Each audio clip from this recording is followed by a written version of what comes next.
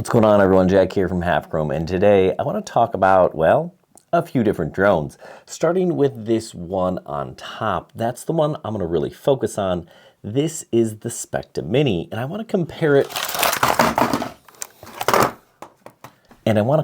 to a handful of other drones. Now, the Specta Mini, if you're not familiar with it, is this guy, and it is a sub 250 gram drone.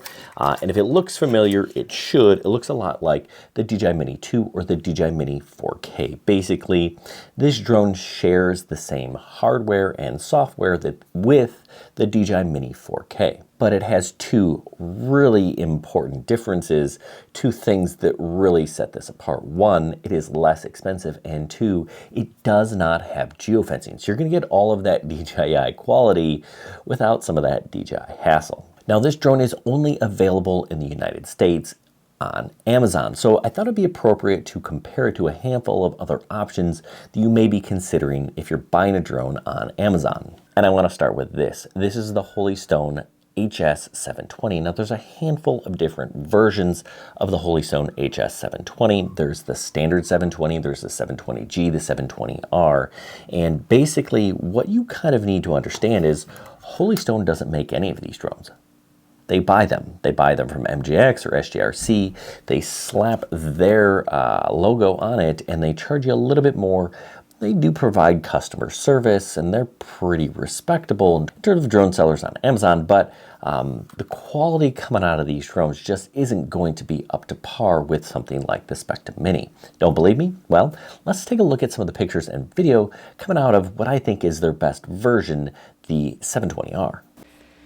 So this is a video coming from the drone recorded in 4K, and the colors look okay, but you kind of see some, I don't know, lag or stutter as I yaw the drone. I think that's kind of where it fails. And also some of that rounded horizon. Not great, right? In addition to the camera not being quite as good, this drone is heavier. You're gonna have to register with the FAA and it has to be remote ID compliant. Those are two rules here in the US. If you're thinking, well, that's not fair, maybe you should compare it to Holystone's mini drone, and this is it, the HS900.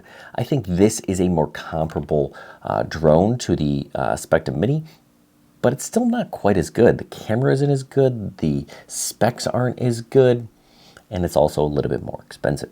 It's actually a lot more expensive. I'm not sure what I was thinking. This one, like the others, not made by Holystone. This one's actually made by Walkera.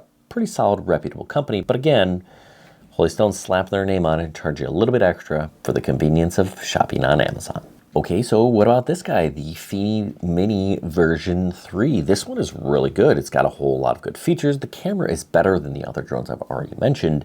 And yeah, it's got a few different features like Follow Me that the Specta Mini doesn't. I think the camera is good enough, and some people would argue that it's just as good, if not better. I don't know that it is. I think it's maybe a little bit over contrasty or oversaturated or something. It just doesn't quite pass the eye test for me. It's a good drone, don't get me wrong. I still don't think I'd buy this, especially since it's $300, $60 more expensive than the Specta Mini. This right here is the best drone you can buy today. This is the DJI Air 3S, and yes, it is better than the Specta Mini. It's also $1,100 in the least expensive package.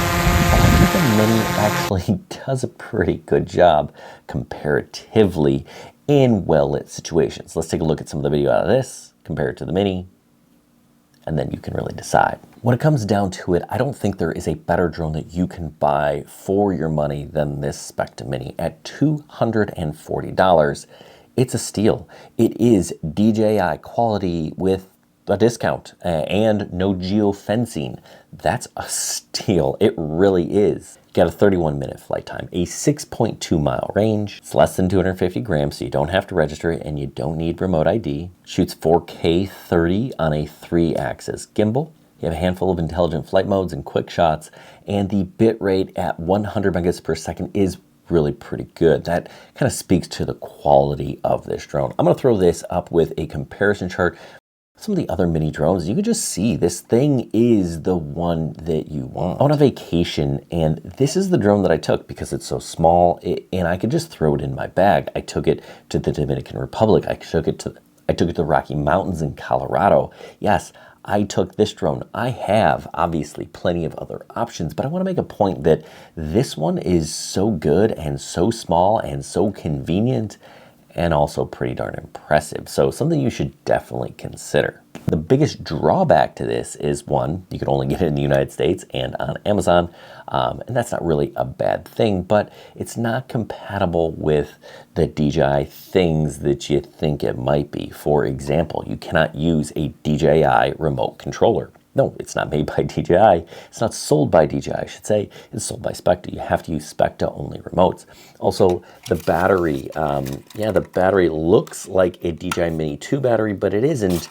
It's a Specta Mini battery, and it is not compatible, at least not at this point in time, with DJI Mini 2 batteries or Mini 4K batteries. That's a shame, but that's just the way that it is. Specta has told me that they'll have batteries available on their website, so you're gonna have to check back for that, and I'll throw their information down below if you wanna email them if you have other questions. But if you have questions about this drone, I've flown it a ton, throw them in the comments down below and I'll get back to you. Hey, hopefully this is helpful. Good luck everyone and happy flying.